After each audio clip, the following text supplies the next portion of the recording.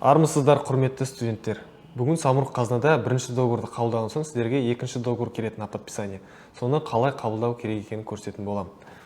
Ол үшін личный кабинетке кіреміз. Міне бізде договор тұр, кіргенде 9 сағат қалды. Номер договорға басып кіреміз.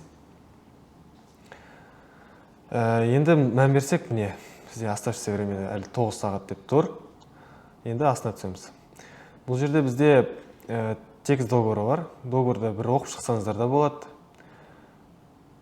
Бұл қатты маңызды емес, енді бізге енді договорды қабылдау керек. Действие кнопкасын басамыз, редактировать кіреміз.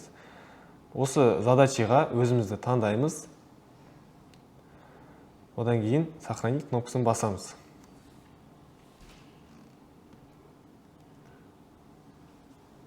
Одан кейін отправить задачи. Отправить задачи кнопкасын басқан соң бізде статус назначен деп тұр.